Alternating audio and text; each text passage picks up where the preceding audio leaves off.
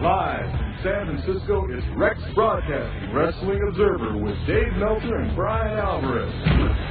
Are you ready? Are you ready? Let's get it on! How's it going, everybody? This is Dave Meltzer. We're going to be here for the next 2 hours talking pro wrestling. We got Bryan Alvarez here, and also later in the show, about 40 minutes or so, we're going to be joined by Sean Walton, Six-Pac from NWA TNA, X-Pac from WWF, probably soon to be going to Japan as well. We got always a controversial figure in this business, and we'll be talking to him later on. Of course, Bryan is there watching Pride. Where are we right now with the Pride show, Bryan? We're actually in the middle of Alexander Otsuka versus Anderson Silva, and I am actually very impressed with Otsuka right now because he is going to town. Mm-hmm. So, looks good. And we've seen Randleman versus Michiyoshi Ohara, which whatever Boss Ruin said about Ohara last week, I would agree wholeheartedly because that fight was so horrible. And Guy Metzger versus Norihisa Yamamoto just ended, and Metzger got the decision there. Okay.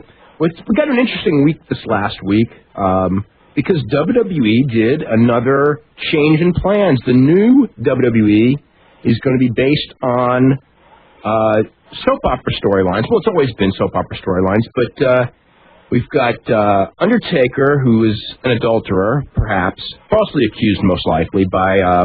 so she wasn't a porn actress. She was a Playboy model who's a bad actress. And Kane is a murderer. Oh, yes. Probably falsely accused. I think that's what it's going to be. All the babyfaces are going to be falsely accused because of that trial that actually just ended with Nicole Bass. You know, I actually like... Well, I can't say I like the idea of all these heavy storylines, but I wouldn't mind so much if that was like the concept on Raw, where it was going to be more storyline-based and SmackDown wasn't going to be, because then at least you'd have more of a separation between the two shows, as opposed to having this be the theory for both shows, and then all of a sudden they're less separate than ever. Yeah. On the Raw show, and this has been kind of the common theme of people who saw that show, the tables, ladders, and chairs match was an incredible spectacle. It was a great match, dangerous match, and it's got a lot of people concerned because on one hand you're telling all the guys, there's too many injuries and you've got to tone it down and you've got to work up, and then they throw the guys with basically a little bit with no build-up and throw them into a tables, ladders, and chairs match basically just because they needed something to get a rating, and it did get a rating. And then afterwards, after this incredible match, where you could have just ended the show and everybody would have gone, man, that was an incredible show, what a great match, you end it with that Triple H going, Kane's a murderer, and just kind of like soured the whole... the show. It's just like, it just ruined the whole show in some ways. Anyway, we got to head to a break. We got a full bank of calls. We're going to start getting to them pretty soon. You can call us as soon as someone hangs up at 1-800-878-PLAY. You're listening to the Wrestling Observer live on the Sports Byline USA Radio Network. This is Big John McCarthy of the UFC, and you're listening to the Wrestling Observer with Dave Meltzer and Bryan Alvarez.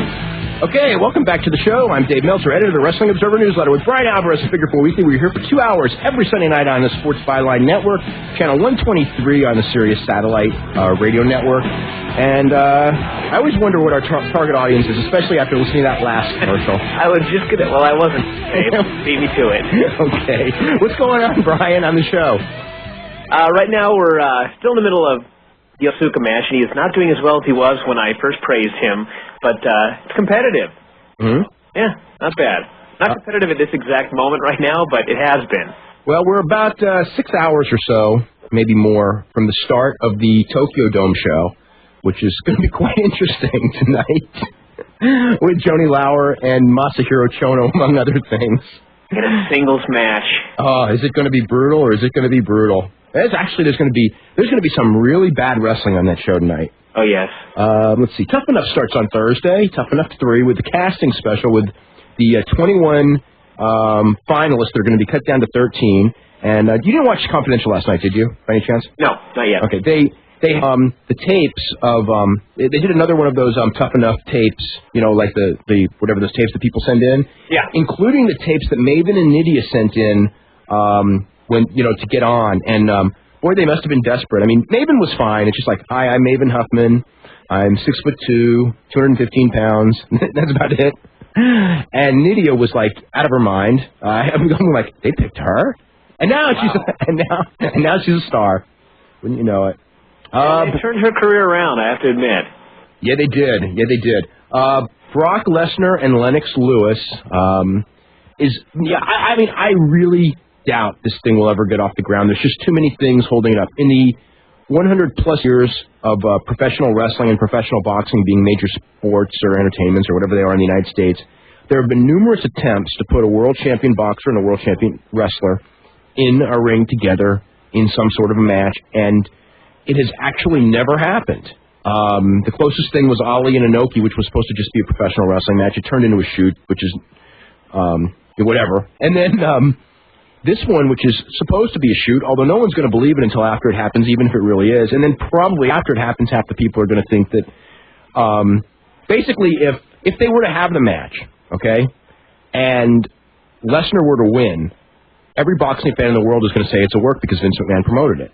Yeah. And if Lewis won, unless Brock breaks his arm. Yeah, that's true. And if Lewis won, it'd probably end up being by knockout. So therefore, I don't think anybody would question that. Yeah. But anyway, it's quite interesting. A lot of the talk about it, and I think a lot of it is because you and I were just talking about this earlier about Mirko Cro Cop. And because Mirko Cro Cop has done so well in mixed martial arts, people think that a pure boxer could go in there. And what they don't realize with Mirko Cro Cop is that he has years of ground experience. Yeah. He has ground defense. He has wrestling defense. And all of these things, that a well-rounded fighter is going to have. If he was just a pure kickboxer, Jerome LeBanner, is a knockout art kickboxing. He got beat by Tadao Yasuda, I'm trying to think of an equivalent that fans around here could understand as far as Tadao Yasuda.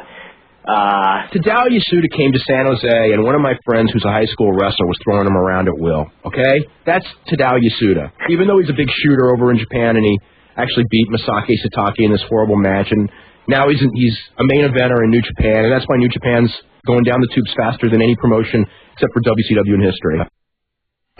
Yeah. Road Dogg, except way worse. Okay, there you go. All right. Let's get to the phone calls. We're going to start with Ed in San Antonio, Texas. Road Dogg beating Tyson, maybe? Hey, guys. I have to talk about a SmackDown today. Okay. When I read the spoilers, I knew it wasn't going to be as good as the previous 2 weeks, but I thought it was going to be really good. And then I taped the show, and before I watched the show, I read the SmackDown report on the website. And after I read that report, I was like, oh, my God, they killed SmackDown.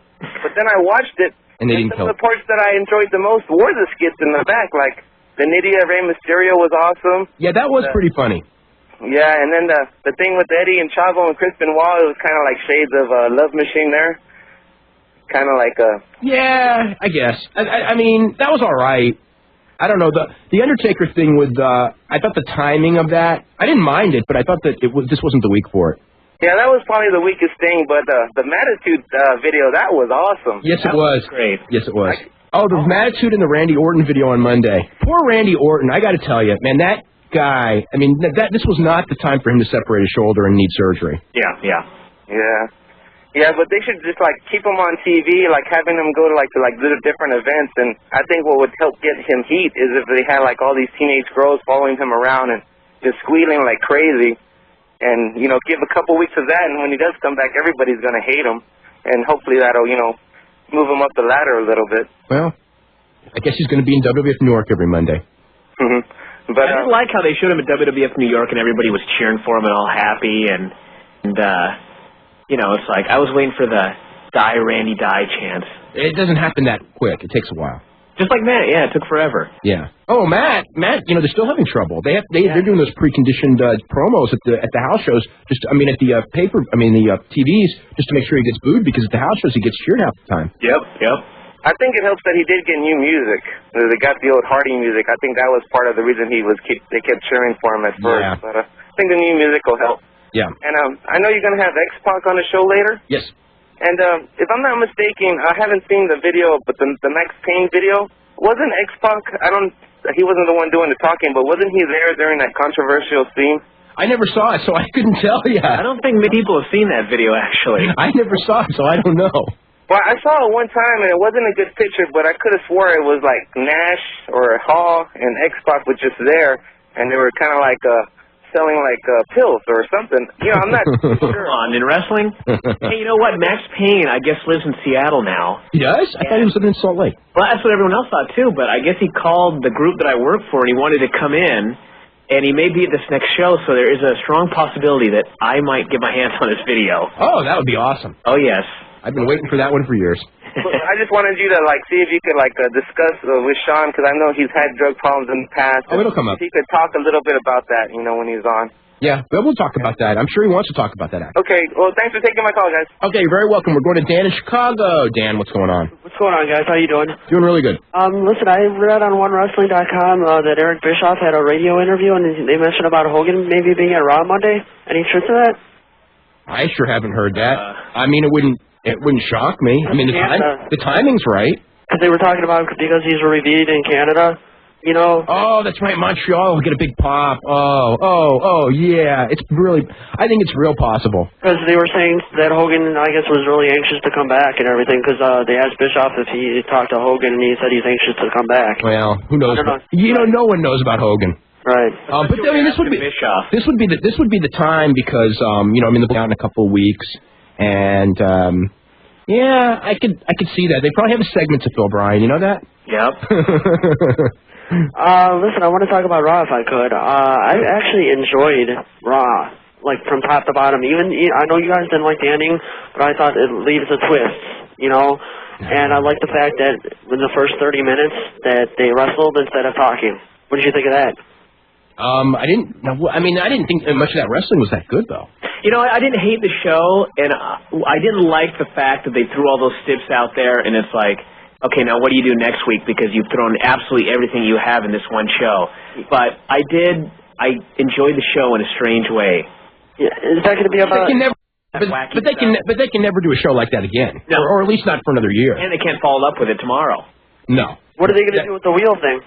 Is that every week? No, the wheel was a one-night thing. Okay, and one last thing, if I may, what's going on with, I know Steve Austin had a court thing, and he plans on him coming back? Because I heard different things. Steve, I mean, literally no one knows the answer to that one. When Steve Austin wants to come back, he'll be back. All right, and it's totally up to him. Dave, I've always wanted to mention this. I enjoyed your little piece. I know it's been a while on that movie Beyond the Mat. I enjoyed that. So. Oh, thanks. All right, take it easy. Bye. Okay. How about as far as on Raw, like maybe one wheel match a week? But not have like a heavy stipulation match, just maybe something stupid like the blindfold or just something lame just to separate Raw and SmackDown. Yeah, okay, but I don't want to see another blindfold match. Well, that's true. I enjoyed that one in a strange way, though. Well, you know what I enjoyed about it? I will say, I mean, and not in a way. What I enjoyed was they went from pretending to be blind, okay, where they were doing that fake walking by each other, and then when it came time to like punching, all the punches like hit perfect. Yeah. You know, it's like they never, like, no potatoes. You would think if you were blind, you'd potato somebody, right? Exactly. Well, the thing was, it's like, you know, I didn't like the two participants in it because, okay, you're going to waste the world champion in a match with D'Lo Brown, that's one thing or whatever. But they also made sure that everyone knew D'Lo Brown was a joke. Yeah, but I just liked that the whole crowd was standing up and they were laughing along with it. It was something like from the 90s where the people were into it. It was almost good TV because of that. Well, it was short, just like the Regal thing. The Regal thing I didn't mind too much because it only went 51 seconds, but if it had gone 2 minutes, it would have been pretty bad, like a disaster. Anyway, we're going to go ahead to a break right now. We're going to come back with more phone calls right after this. You're listening to Wrestling Observer Live on the Sports Byline USA Radio Network.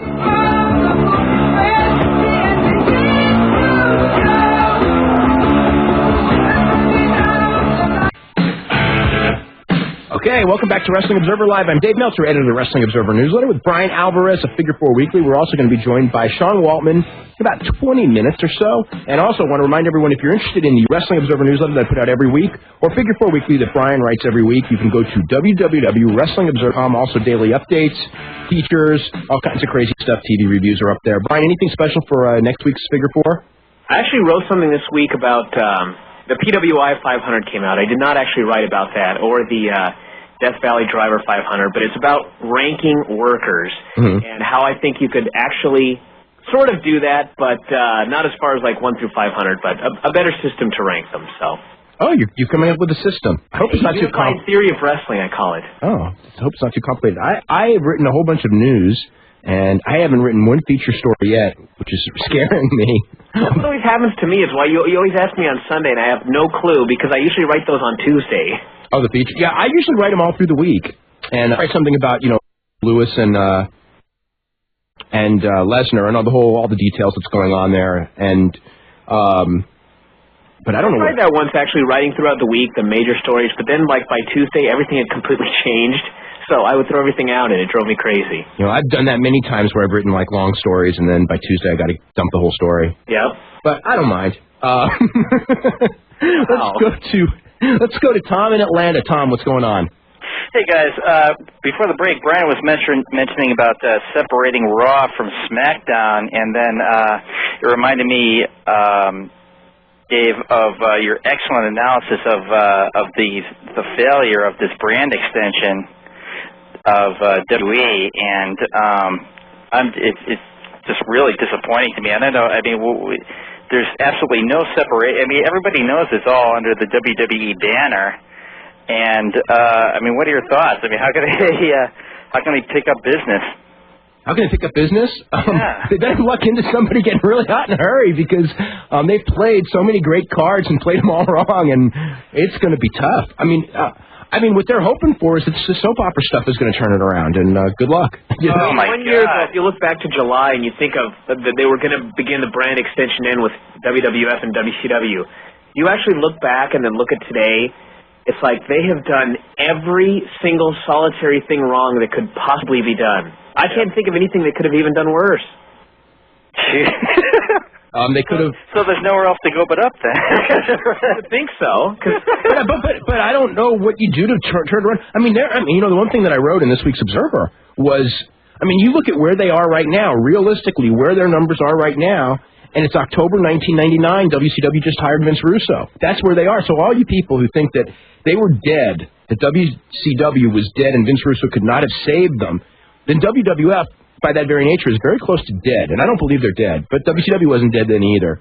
Right. But they could be dead if they don't turn it around. Far more resources now than WCW did then. Yeah. They have money, and they have the money, and they have other things. But popularity-wise, they're at a pretty similar level. Well, you also have to look at the major reason there's no WCW now is TV. If they hadn't canceled that TV, it could. That's right. If they didn't cancel that TV, WCW would still be around, and WWF will be on TV on TNN for at least 3 more years, no doubt, and that will not change. SmackDown, who knows? I mean, SmackDown, I'm sure is good for at least another year, but TNN's good for at least 3 more years, and 3 years from now, who knows what the television landscape's going to be like? I mean, you can't even predict. Yep. Quickly going to Tough Enough. They had the Tough Enough Marathon on MTV today. Yeah, yesterday and today. And they're using the F word and they aren't bleeping it out. I heard someone emailed me that today. Yeah.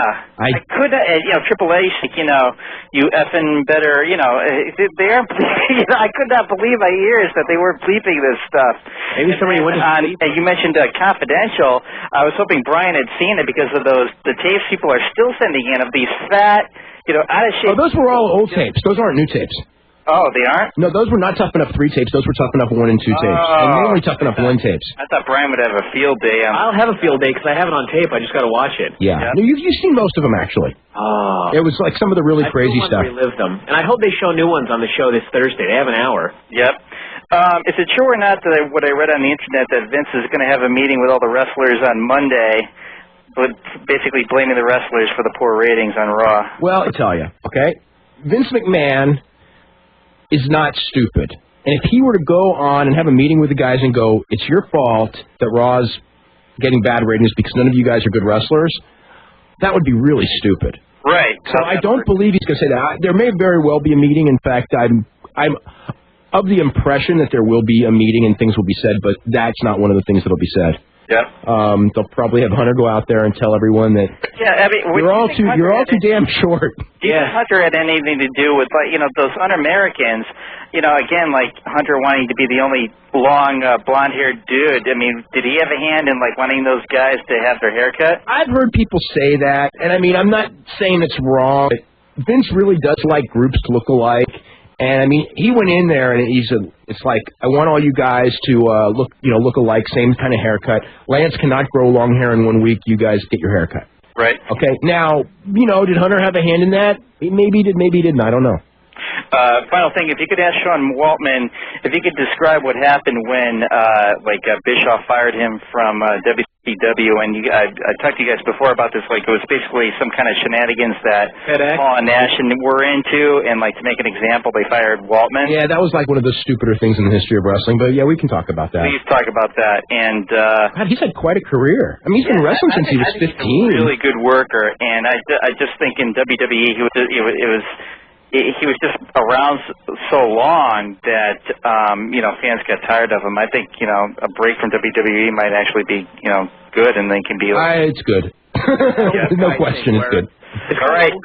People see him as an old guy, even though he really isn't, just because he's been around for so long. Yeah. Yeah. We got good going, Tom. Okay. All right, take care. Ed, Fayetteville, Arkansas. What's going on? Hey, I'd like to talk about the No Mercy crowd. Yeah, it's the first ever pay-per-view in Arkansas, but yet you can still buy second row tickets. I've heard the advances and good, but you know what? Do you know what the matches are for the show, except for the top two? No, and I don't think Vince does either. I don't even know. I mean, I know that they're going to do the tag team. I assume they're going to do Jericho and Booker, but I mean, we are 7 days away from that show, and literally they have not told anyone what the matches are. And if they haven't sold tickets, look at the two matches. Hunter and Kane have had terrible matches all over the country, and it's not a match that anybody really wants to see. And Undertaker and Brock are coming off of that, match, which actually I thought was a decent match with a bad finish. But it's still Undertaker challenging for the title. It's not something that people really want to see. And what do you expect? Well, as much as having bad booking and, fan apathy, I think that's entirely the reason why they're not selling. Part of the reason the ringside aren't selling is because they're $200 and it's Arkansas. Yeah, well, it's not like Nassau Coliseum where they're having to draw less amount of people from a larger, land area who have less money. So if it did, last time they had SmackDown in the Alltel Arena in Little Rock, it did pretty well. I mean, the crowd was pretty full, but then again, the tickets were significantly cheaper. So I think that may be a large part of the reason why it's going to bomb. Yeah, it's going to bomb. There are going to be a lot of free tickets at the end. Yeah, that's what I'm hoping. Yeah, I can, move down from the pictures. I have another question. What's any news on Ultimo Dragon coming in? They, when they were in Los Angeles, they talked to him and they had a nice conversation with him. And when he's in shape, I'm sure that they're willing to talk contract and they're interested in him. What is the whole thing on anyway? Did they fix it completely? Or? Oh, he's not ready at all. Well, I don't mean like in physical shape or anything like that, but I mean if it's been 3 years or whatever, I'm not going to get significantly better by January. So, he went in the ring. He did that match a couple of weeks ago, and it was a decent match. I mean, he can't do what he used to do, but he's not. As far as usage of the hand, does he have most of it back, or? I don't know. That's a good question. That was my big question. I mean, I'm sure he can get back into ring shape, but what can he grab people or? I don't know. I mean, he's going to be limited. I don't know what he can't do. One last thing, since most of the top wrestlers are all trying to develop a submission-based finishing move, and Triple H, tried to go with the sleeper, but I think he should switch to using the stump puller. That way he can be holding his opponent down. How about the nerve pinch? Oh, God. Let's go to Jim in Edison, New Jersey. Jim, what's going on? How you doing, guys? Doing good. I got two questions. Do you think at the pay-per-view they're going to have in England, do you think you're going to have Lennox Lewis there in the crowd? Have a little stare-down with Brock just to build up a little bit maybe? See what the people say? No. I mean, if they have a deal, it's too early to start teasing it.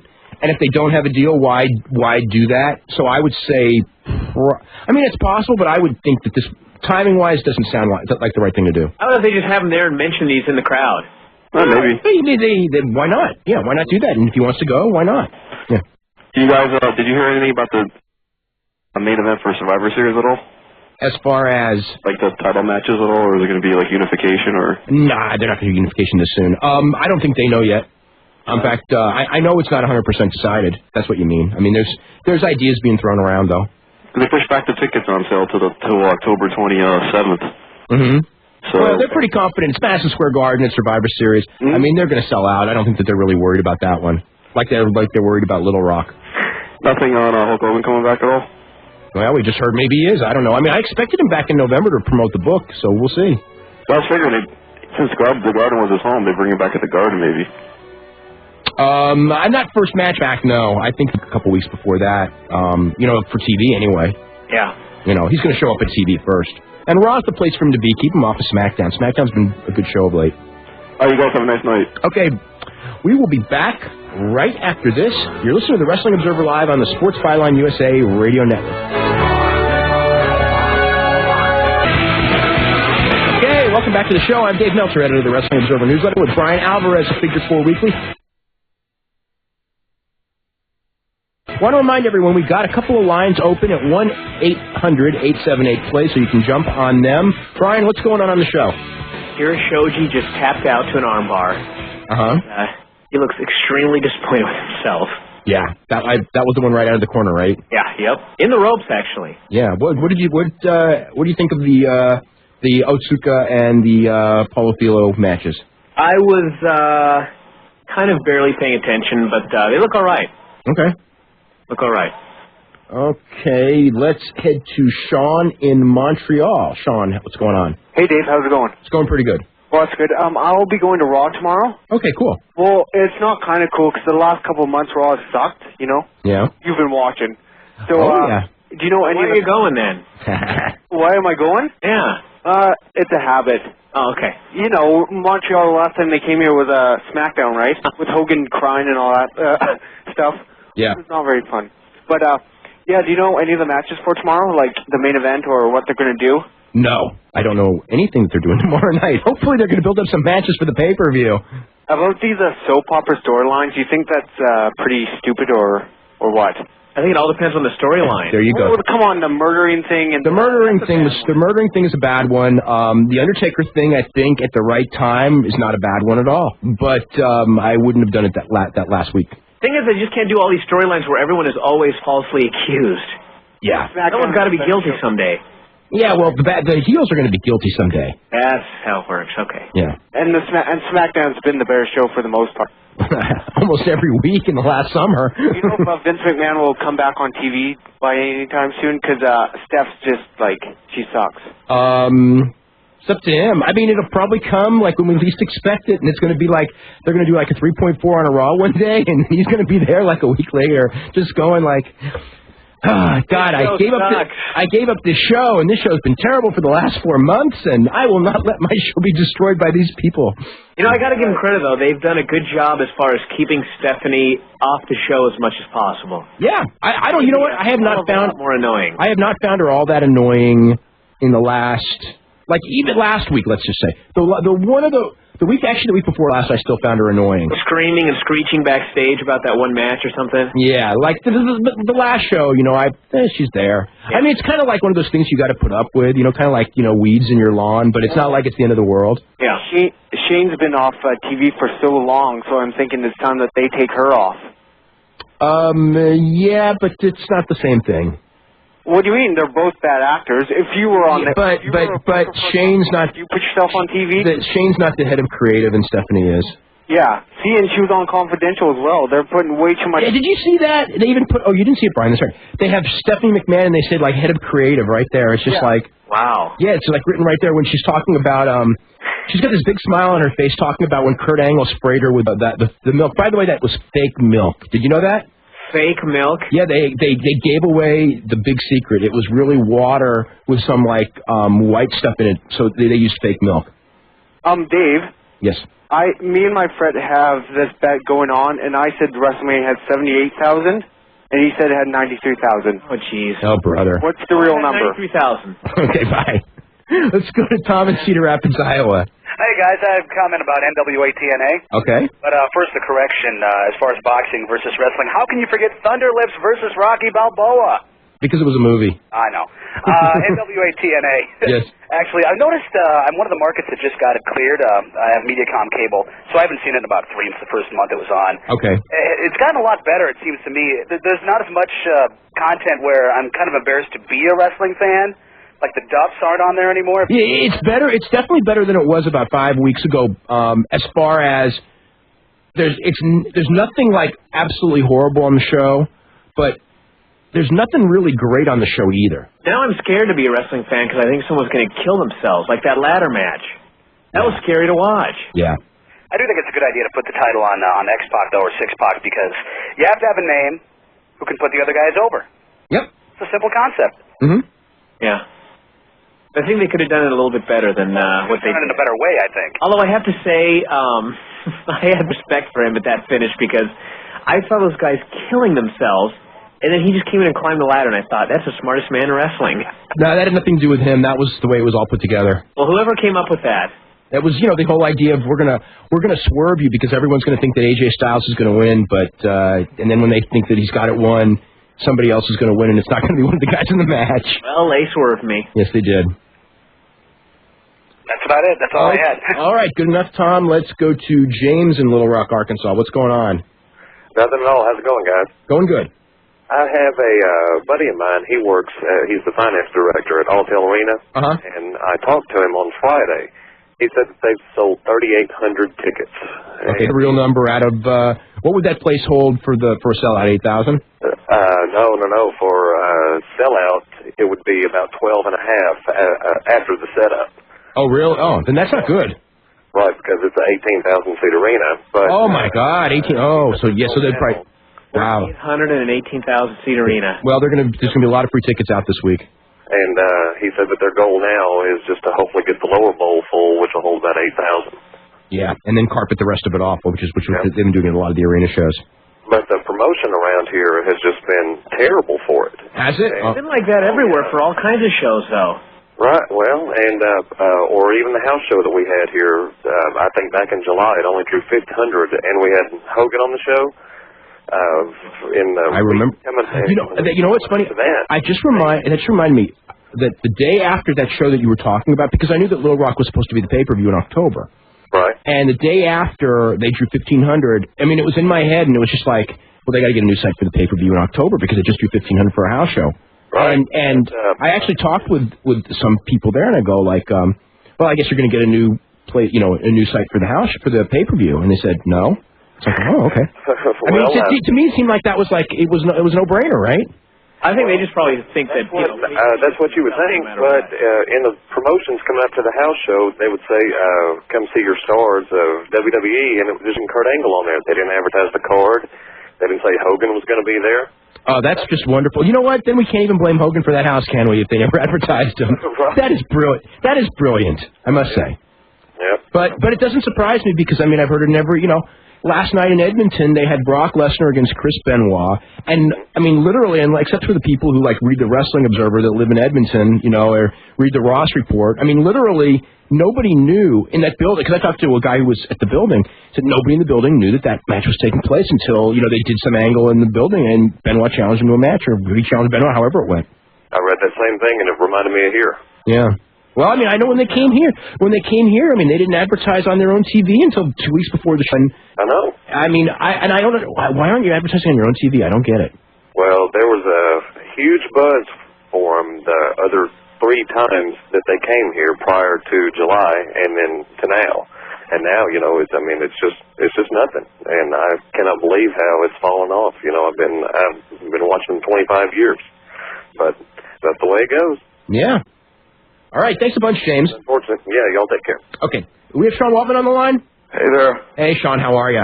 Well, I was just listening to that last guy finish up.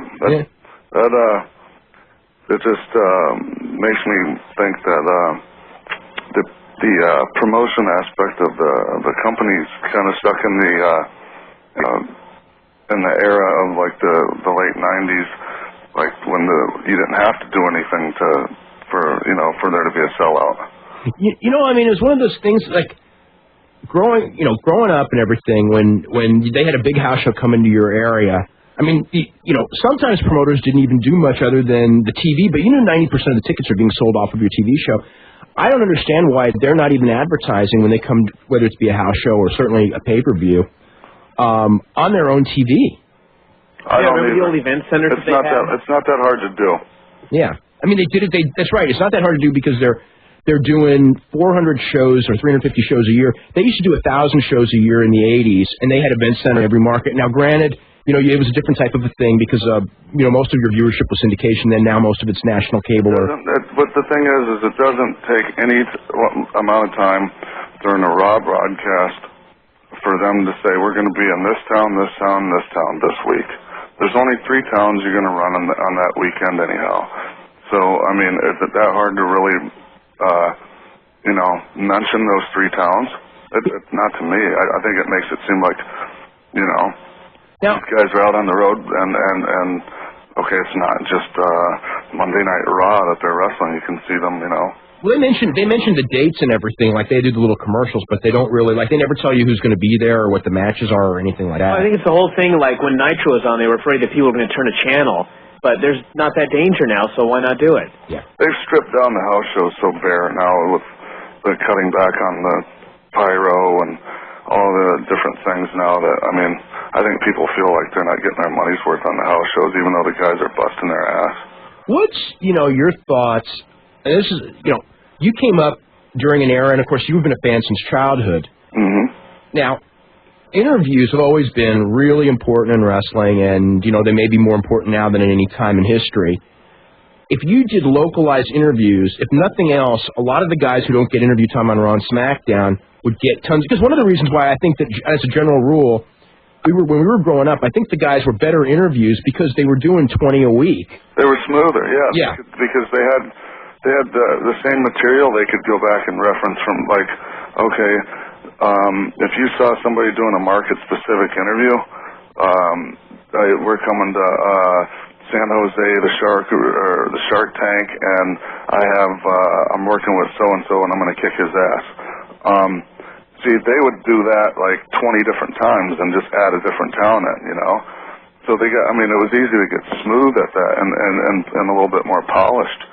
But they don't do that anymore, and that's, I remember being at TV and being there till 2 in the morning because get it in them sound boxes and just cut those interviews one after another for those market specifics. And it's just not done anymore. We're going to have to take a commercial break. We've got a lot of different questions to ask you, so I really don't want to start at anything. So we're going to be back with Sean Waltman right after this. You're listening to Wrestling Observer Live on the Sports Byline USA Radio Network. Cool. So welcome back to the show. I'm Dave Meltzer, editor of the Wrestling Observer newsletter, with Bryan Alvarez of Figure 4 Weekly. Our special guest this week, Sean Waltman, 6 Pac of NWA TNA, formerly with World Wrestling Entertainment. And I think there's a lot of questions to ask you. You've had a long career, about 15 years, starting at a very young age, and you just turned 30, right? Yeah, I turned 30 in July. Still a little bit older, but, I'm lucky. Hell, at one point, I didn't even know if I was going to make it till 30, so I guess I got a lot to be thankful for. What, you've gone through a lot of battles in your career from, when you first broke in.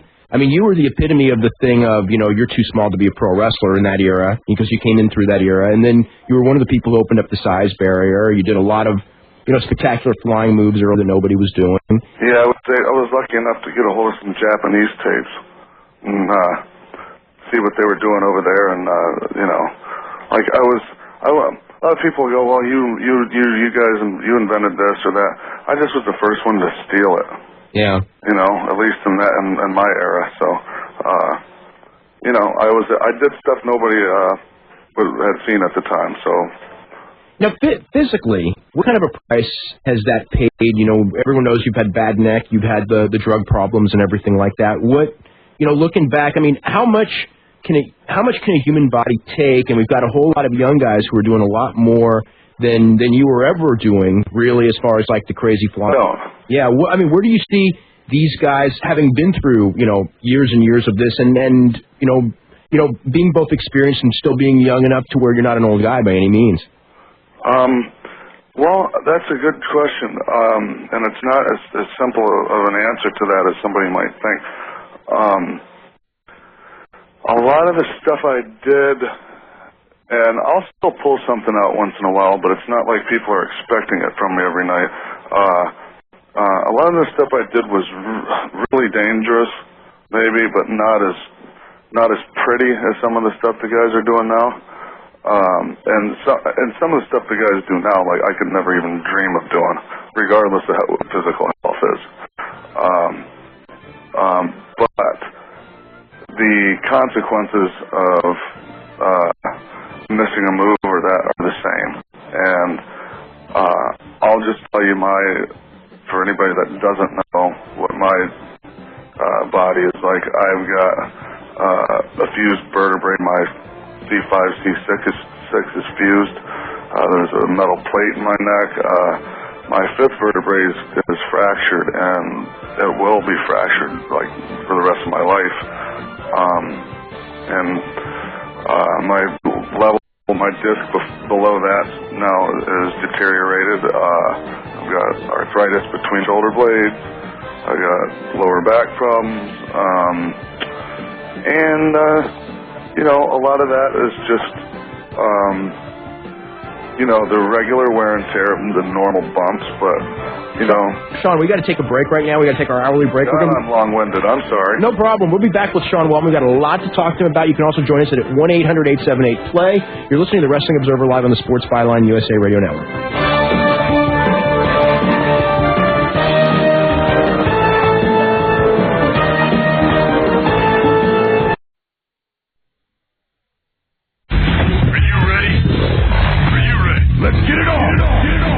Okay, welcome to the second hour here of Wrestling Observer Live. I'm Dave Meltzer, editor of the Wrestling Observer newsletter, with Bryan Alvarez of Figure 4 Weekly. Special guest for the second hour, Sean Waltman, 6-Pac, of NWA TNA and formerly World Wrestling Entertainment, long-time veteran there. I think a lot of people are probably curious the last couple of months, certainly the last month of your stay in WWE. It was one of those things, the breakup was pretty much an inevitability when you look back on it, wasn't it? Oh, sure. Yeah, definitely. And I'll try, knowing that you guys have only an hour left of the show, I'll try to keep my answers shorter. But just to finish up that last question you asked me, you try to say things to guys about, taking it easy, but Dave, the fact of the matter is people have to find out for themselves, and they learn, because people said the same thing to me. So, I seen Low-Key with his ankle messed up, and I had a little word with him, but I know he's still going to go out there and try to bust his ass and make the name for himself, but, so that's the answer to that. So, but about the inevitable breakup, with the WWE, I could tell it was coming. I can honestly say I knew about a year prior that I wasn't going to be around there too much longer. Do you think Kevin Nash and Scott Hall coming in kept you there longer, and then kind of let's face it, Kevin Nash got hurt, and that was your last night? Yes. Actually, the signing of Kevin and Scott and Hulk and the whole angle is the only reason I came back in the first place. Mm-hmm. I honestly believe I wasn't coming back. Did they give you any idea about what they were going to do with that NWO angle, or because it turned out a total disaster? Honestly, you can't give somebody an idea of what you're going to do when you don't have a plan. Yeah. And I cannot recall one time where any kind of a real game plan was laid out to me, as far as that goes. And I think that was quite obvious when you look at how the whole thing was executed in hindsight. Just for instance, let's just use my return as an example. Sean, why don't you hold up, because we have to take one commercial break right here, and then we got a long segment right after this. Right. So let's head to the break right now, and we're going to come back and we'll talk about the game plan that didn't exist in WWE for the NWO. You're listening to the Wrestling Observer live on the Sports Byline USA Radio Network.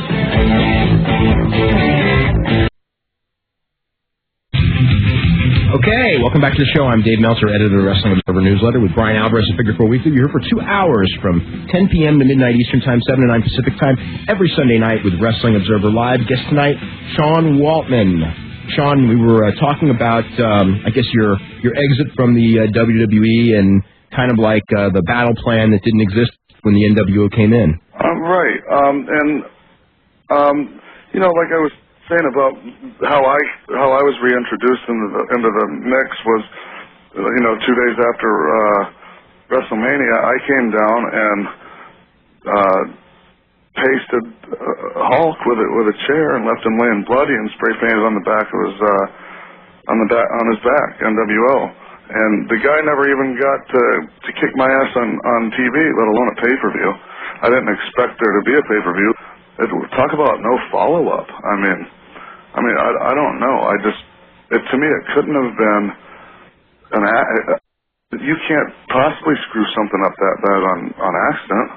Well, I don't think that they did it. Do you think they did it on purpose? Well, I'm not going to say that, but I mean, I just don't think there was any.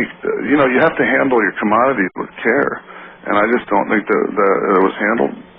I mean, mind you, you're going to try to recreate something from the past anyhow, which usually doesn't work.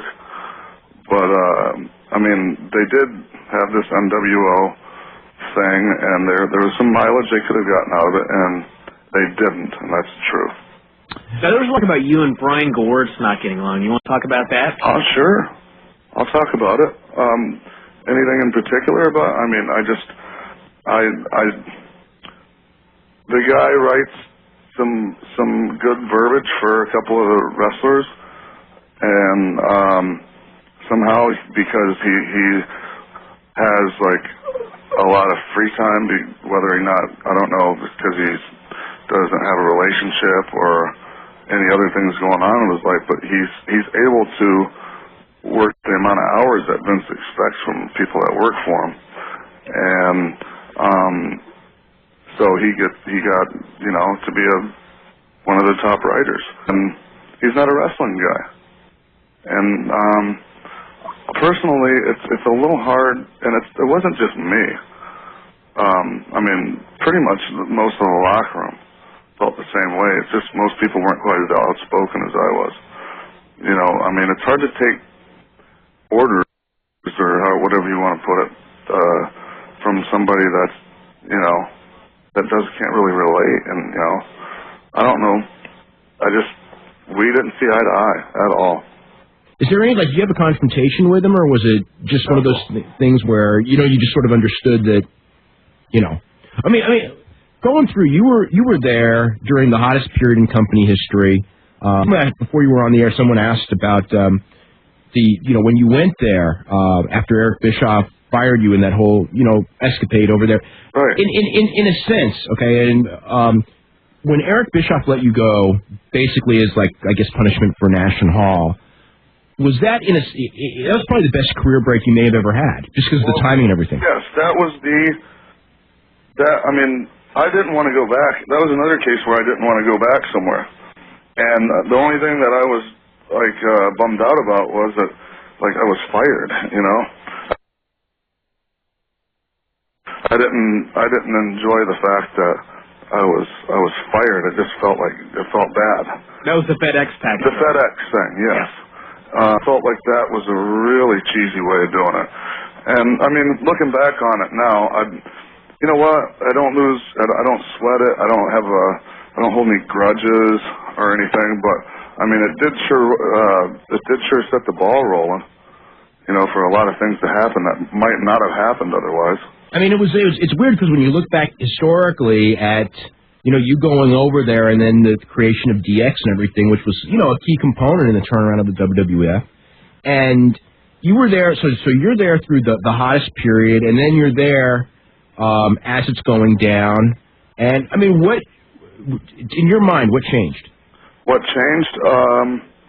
A lot. Well, for one thing, the success and how it, how the company turned around and skyrocketed. It wasn't a gradual thing. Like some businesses, they grow gradually. Well, when after the '80s wrestling boom, and I was there, for the really bad era. That's right. Yeah, you were there in that. Yeah. Yeah. So I've run the whole spectrum of that deal, and what changed, I think, is kind of almost probably what changed the first time things went down, minus the whole scandal and all that stuff from back then. But Vince got side-feed with the whole XFL thing. I think that had something to do with it, just like back in the WBF ICO Pro days. Mm-hmm. There's a lot of parallels that I find very similar to the two eras, or to the two time periods here. And I just think that we lost, like we didn't keep our eye on the ball, and just things turned into something that, okay, people, I just don't think the majority of people really wanted to see, and they watch wrestling for the good parts of it, and they put up with the bad stuff.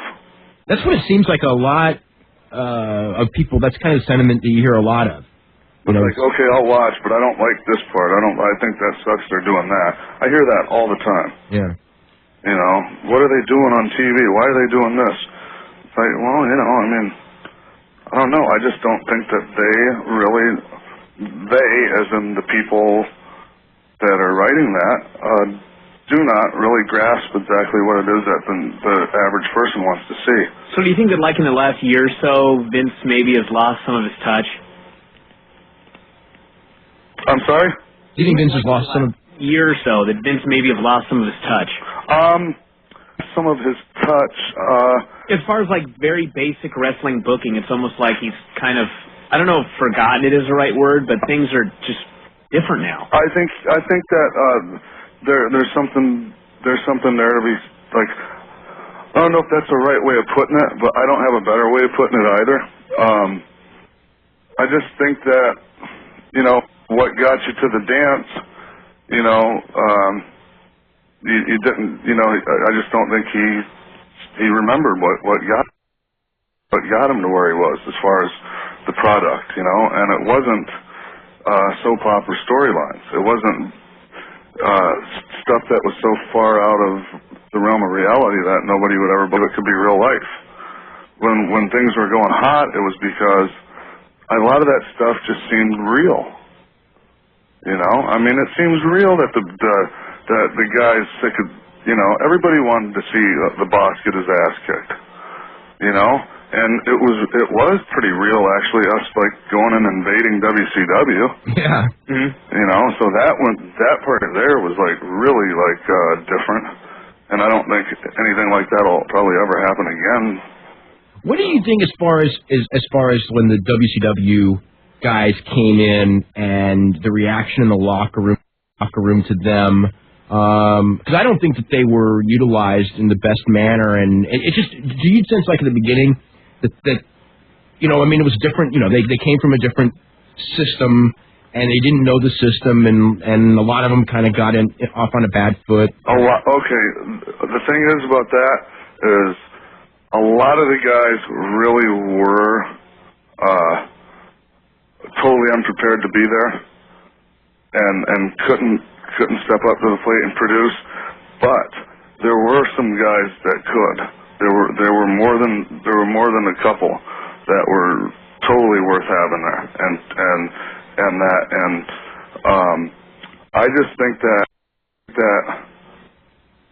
as far as a group, I'll say we the guys that were currently in the locker room just kind of looked at them as not, well, they're from there, and that place went down the toilet, so we're the ones that know the right way to do things, and they don't.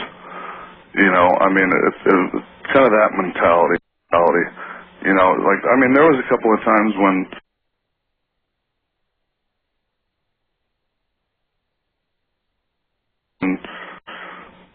somebody did something that wasn't really that even big of a deal, and there was a big deal made out of it just because well, they're from there, and that place went down the toilet, so we're the ones that know the right way to do things, and they don't.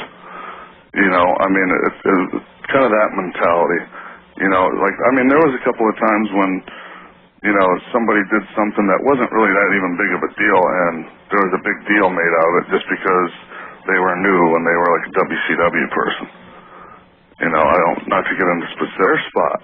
Well, if they're coming here, what about my spot? We've been working our ass off here for how many years, and now these people come in and, take our spots on TV.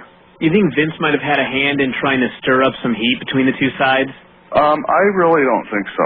Okay, because I remember him doing stuff like giving WCW T-shirts to the guys, even though, it's like they're all the same locker room now, so why would you separate them like that? I really don't think that was like something like that was thought about. But I know there was definitely a difference between the two groups, and it took quite a little while there for the integration to happen, to where everybody was accepted, and the guys that were going to go and that were talented got kind of got accepted, and everybody just became one again, as far as a locker room. Sean, we got to head to another break right now. We're going to come back with more with Sean Waltman right after this. You're listening to the Wrestling Observer live on the Sports Byline USA Radio Network. Okay, welcome back to Wrestling Observer Live. I'm Dave Meltzer, editor of the Wrestling Observer Newsletter, with Bryan Alvarez of Figure 4 Weekly and Sean Waltman, who is going to be appearing Wednesday night on the NWA TNA pay-per-view, defending the X Division Championship against AJ. This will be the first time those two have ever wrestled. I'm correct on that, right? Yes. And I want to say how proud I am of my X Division title victory. It was a long and hard fought match, and you weren't even in. Oh, is it? That's terrible, right?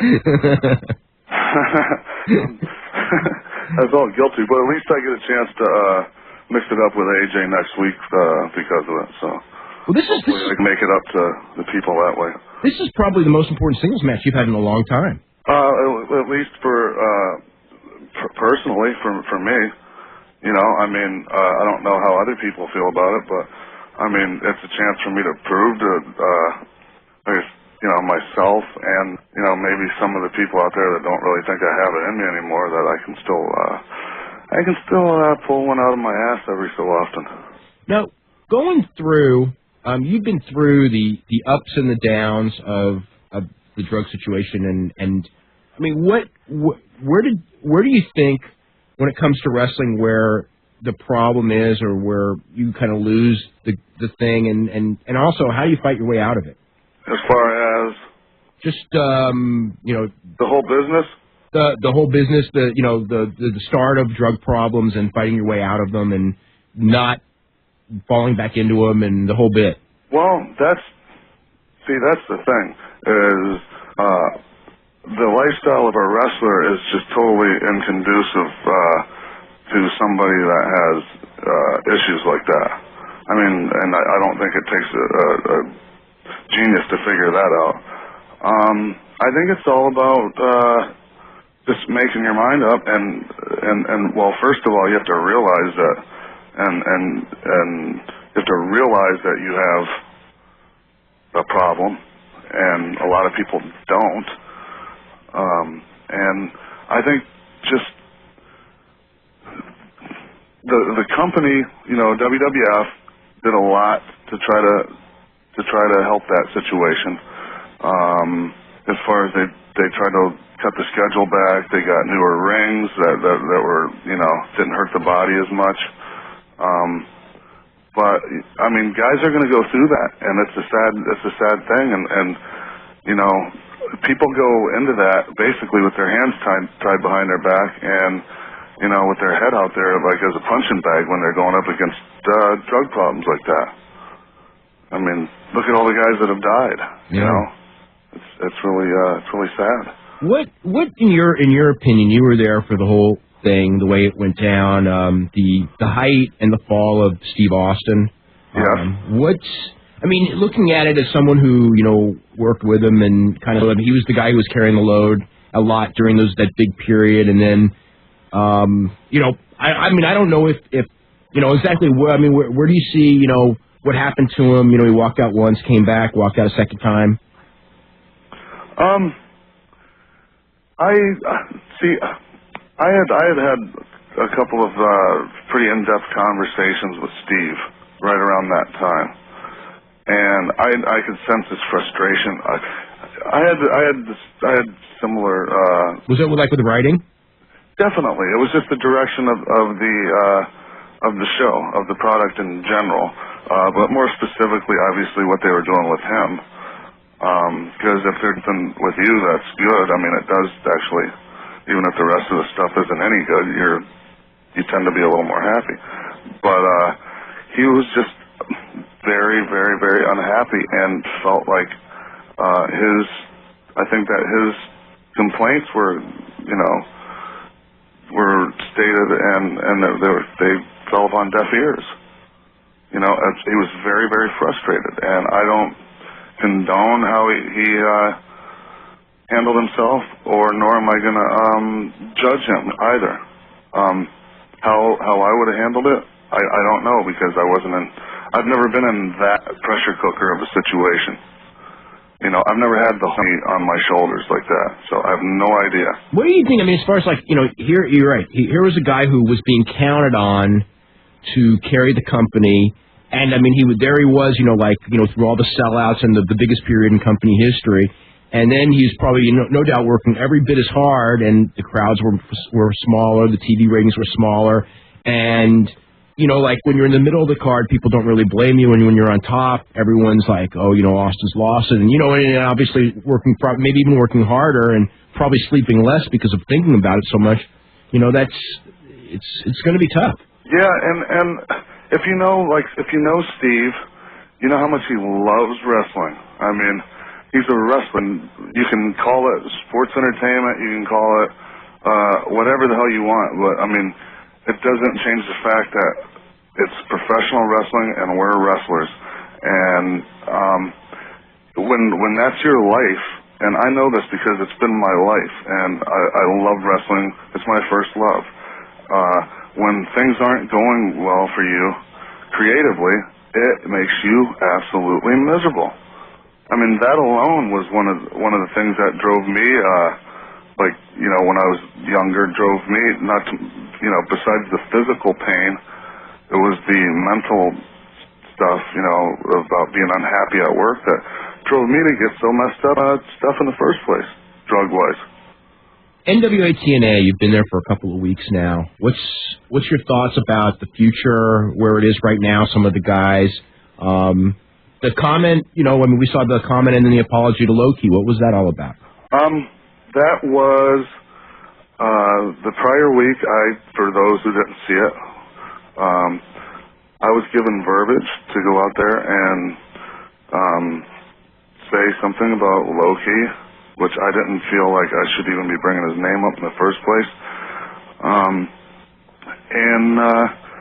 It was basically belittling him before his world heavyweight title match. And I didn't see a point, and against my better judgment, I went along with it anyhow, because I showed up at 4 o'clock in the afternoon, and I didn't feel it was fair to say this isn't right, this sucks, whatever. But I did give some, they knew I didn't like this, but I did it anyhow, and I felt awful afterwards. And so, just to fit in with what they had planned the other night, I asked Jarrett, if I could please do this little pre-tape and kind of clear that up and make the AJ Styles thing make a little bit of sense at the end of the night, and try to kill two birds with one stone there. And so for Loki to save a little face, because else, I mean, if I talk trash about him, he's got to come do something. When you saw that, I mean, if it wasn't to build up a match, what was the, sometimes I guess this is one of my big frustrations in wrestling is like, to me, you should never hint at something unless you're planning on paying it off, because what's the point? Well, I asked if they had plans for me to have any business with them down the road, and I kind of got a little, maybe, there was no definitive, but I kind of got the impression that maybe we were going to do something at some point. But regardless, you don't tear down somebody going into a world heavyweight title match. Now, did you make the same comments they had scripted? It doesn't make any sense. I'm sorry, Brian? Did you make the same comments that they had scripted, or did you kind of tone it down a little bit? I toned it down, actually. Okay. Originally, I was supposed to say, like, they're sending a boy to do a man's job, along with, some other things some of which I did say. And, I left quite a bit of it out. Mm-hmm. It was just how I felt, it didn't make any sense to me. But, I tried to make up for it. That's all that was this last week. company-wise, so what are your feelings right now on everything there? This thing means a lot to me, Dave. I think for the sake of the industry and the guys in the industry, I think it's imperative that this thing survive. And I'm going to do whatever I have to, as far as offering, my services, my brain and my body, to try to make it succeed. And a lot of things they're doing are really good, and some things I don't care for. I'm not a big fan of any of the racial stuff. We've got to head to a break right now. We can talk a little bit more about that. We're going to start taking some phone calls for Sean Waltman as well. We actually have one line open at 1-800-878-PLAY, and we'll start getting your phone calls right after this. You're listening to Wrestling Observer Live on the Sports Byline USA Radio Network. Newsletter with Bryan Alvarez, a Figure 4 Weekly. I want to remind everyone, 2 weeks from tonight, our guest on this show is going to be Roddy Piper. You guys asked for it, so that's the deal. Well, that would be interesting. Oh, yeah, because his book's coming out, so it's going to be... Wow. It'll be really interesting. When we went to the break, you were talking about, and I know Ron Killings was also unhappy about the kind of like the strong racial direction of your program. Yeah, and I mean, it's not like a major thing where he's like really, really distraught over it. It's just like he just kind of maybe felt like it's not, it's not necessary, and which is the truth. It's the truth. It's not necessary. I don't really think it's like this huge deal that it should be like. Oh my God, I can't believe they're doing this or that. I personally don't care for it, that's all. Let's go to some phone calls. We're going to start with Jesse in Green Bay. Jesse, what's going on? Hey, Dave, Bryan, how you guys doing tonight? You're doing well. Sean, I remember, I think at the beginning of your career, I saw you in the late 80s on ESPN with the old GWF. Yeah, so about 1991, I think that was. Wrestling Jerry Lynn. Have you kept in touch with Jerry Lynn over the years, and is there any way you two might be working together again? I would have to imagine, like, in the foreseeable future, like that, it's inevitable that Jerry and I work again.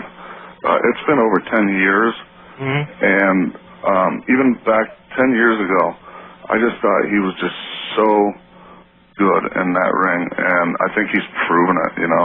Well, yeah, that's the thing. Over and over again. I remember back then, to me, it was ground to see two guys flying around the way you guys did. You guys told most amazing stories with your matches. Thank you. I mean, we try to do everything in context. We both come a long way as far as psychology and, and that, obviously, over the years. But I can't wait to see what's going to happen when we finally get to work again. Yeah, it should be interesting. Well, thanks for your time. And thank you. I'm a great fan. Thanks. Appreciate it. Okay, what kind of guys have you learned the most from in the ring? Myself? Yeah. Honestly, God, the person that I learned the most from in the ring was Scott Hall. And the reason I say that is because this guy, in his prime, I mean, he looked great. Besides his look, as a babyface, he was tremendous babyface, how he sold, when to do things at the proper time. Anything that I learned as far as how to work that quote-unquote main event, WWF style, whatever you want to label it, was from Scott. And everybody that worked with him got better afterwards. Shawn Michaels, Kevin Nash, Triple H, Jeff Jarrett, they'll all tell you the same thing. Working with Scott Hall just helped elevate them a notch as far as, psychology and knowing what to do in there. Let's type it in Savannah. Jonathan, what's going on? Hey, not much. What's going on, guys? Actually, someone took my question earlier about, I wanted to ask Sean about Jerry Lynn, but I have another, route I can go. What do you think the problem was with you two not getting to work together when both of you were in WWF, WWE? Do you think was it politics? That's like kind of I don't know, if that's the proper way of putting it, but they didn't see they didn't see Jerry's strong points as being, you know. Honest to God, I'm not quite sure why Jerry got the deal he did there. I haven't been able to figure it out, and I've tried. I mean, if you cannot come up with some storyline for one of the top stars of, for a good actor, don't you usually find somebody else to write the story? You don't just get rid of the actor, do you? Yeah. I mean, I just don't understand that. I mean, yeah, he might not have been the most colorful guy or this, but you know what? Not everybody can be the same. Not everybody can be like, you know, Mr. Charisma or however. You know, I don't know. It was very frustrating to see that happen to him. Okay, and my other question I just wanted to ask was, what do you think of Bischoff now working for Vince? I think it's good. I mean, honestly, I thought that he should have came in a long time ago. I didn't have a problem with it. Matter of fact, I told them a long time ago I didn't have a problem with him coming up. It made sense, and that only, I mean, I figured that some of the other guys probably would not care for it, or you know, maybe Vince would bring him in just to, you know, stick it to him or whatever. I don't know, but I think it's fine. Okay, that was it. Cool. Thanks. You know, when it comes to you know, you started going to Japan pretty early in your career with actually with like the Lucha Libre Federation. Yep. And with Jerry Lynn as a tag team, and then we were the first guys, Americans, to work for that group, which that group kind of transformed into Michinoku. Yeah. You know. And a lot of those guys actually, they were very green at the time, and now, you know, a lot of them ended up becoming like real big stars. Yeah, and it was kind of cool being part of that, and I learned a lot there. I never wrestled in Mexico, Dave, but you know, I learned to work the style from some of the great luchadors. You know, El Hijo de Santo, Dos Caras, you know, Silver King. You know, I mean, those type of guys, great guys. What are your thoughts? I know that it's been talked about you New Japan and also on the Japan scene, because I know you know the Japan scene probably better than most American wrestlers.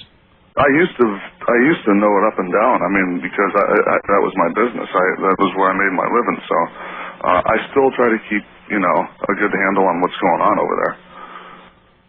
And what do you think has happened, you know, in the last? I mean, I don't know how close you followed the last couple of years, but it's changed a lot. Yes, it has. It's really changed. I mean, the landscape is almost unrecognizable if you like hadn't seen anything in like the past 5 years, and all of a sudden there you are in Japan again. It's quite shocking, actually. And what's that? Because I know you've watched some tapes of it lately. Well, the overall style, just like of the top promotions, has gotten has changed a lot. I know the influence of the mixed martial arts has a lot to do with it.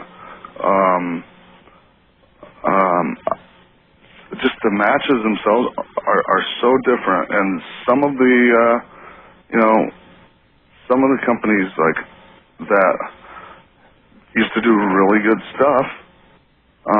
Their stuff isn't, you know, it's shocking how not good it is now to be, you know, to be nice about it. Yeah. Let's go, Jerry in California. Jerry, what's up? Hey, how you guys doing tonight? Doing really good. I have a question for Sean. Back when the Monday Night Wars were really heating up, I remember an interview on Raw Magazine with Vince McMahon saying that if you regretted letting anybody go or losing anybody to WCW, it was you, Sean. And I was wondering if there was any storylines that maybe didn't pan out or got canceled, maybe could have taken you to the next level. I'm not sure if I understood the last part of your question, actually. Well, if there were ideas that they'd had for you that just got, you know, something that could have taken you to the next level. I really, if there were any, I don't know of them. I know, I had aspirations of reaching that next level, but at the same time, I'm pretty grateful for the level I did reach, because you know, a lot of guys will never get as far as I did. So I'm grateful for what I got there. And as far as Vince saying that about me, I appreciate that, and it was cool. And Eric said the same thing after he fired me. I mean, he said that, you know, he wished he had never done that. It was a big mistake. But that was at the time. I mean, the thing on that one is that it was just, you know, that may have been one of, I want to say the stupidest firings ever, because probably the Austin one in hindsight probably is up there. Yeah, but for the reason. I mean, at least with Austin, whether, you know, I mean, he had this reason that Austin was injured or whatever, whether it was a good reason or a bad reason. With you, I mean, there really was. I mean, you were fired for a reason of, you know, sending a message to your friends, which is that's just garbage, really. Yeah, and that's the funny thing too, Dave, is a lot of people assume that I got a lot of special treatment because of the friends that I had or still have. But a lot of people don't realize that actually I took a hell of a lot of heat for that, because there was a lot of things that they couldn't do to Kevin Scott. Hello? Yeah, Still there? I heard a ring. But, yeah, or something like that. You know, like my life was kind of miserable there at the end of that WCW run, and a lot of it had to do with just, you know, I was getting hammered because I was friends with them, and they were you know, being difficult or whatever, and they were kind of untouchable, you know. So. When was the next time you talked to Eric after he let you go? I've never talked to him since. Really? No, he actually told Kevin to have me call him, and it was like, well, you're the one that fired me by FedEx for no reason. You sent him a letter via FedEx. Your phone number.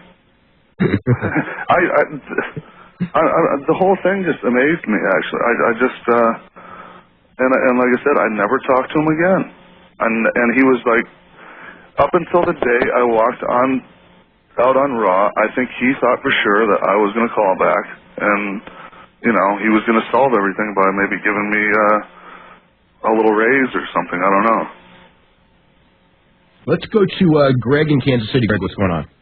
Hey, yeah, I was just going to call and ask about, you were talking earlier about the WWE acquiring new talent, and there was just a thing coming out a couple of days ago about Spanky and Guido being signed. Do you think that's the direction they should be going? I think they're both incredible talents, but when you think of the Brock Lesnar thing, pretty much after that, who does Brock have left to?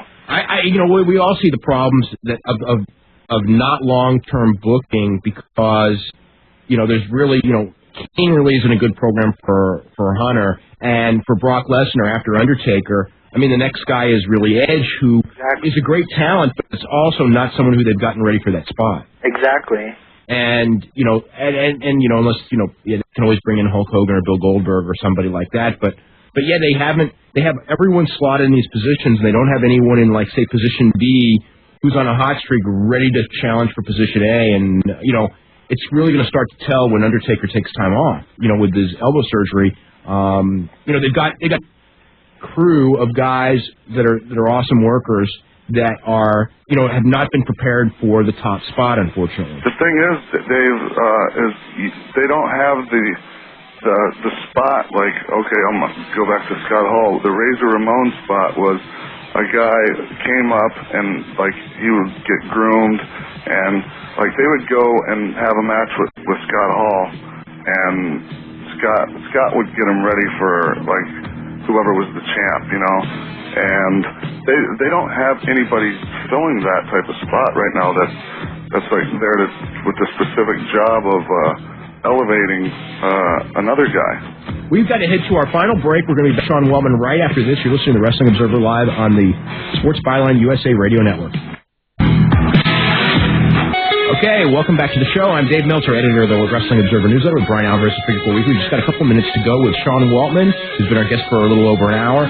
Sean, you know, what's your goals at this point in wrestling? How often do you want to wrestle? And what do you see for yourself for the next, say, 6 months to a year? Boy, you know what? As many questions as I've been asked lately, nobody has asked me that. And that's a good question. My goal right now is just to, I mean, everybody can say I just want to have fun.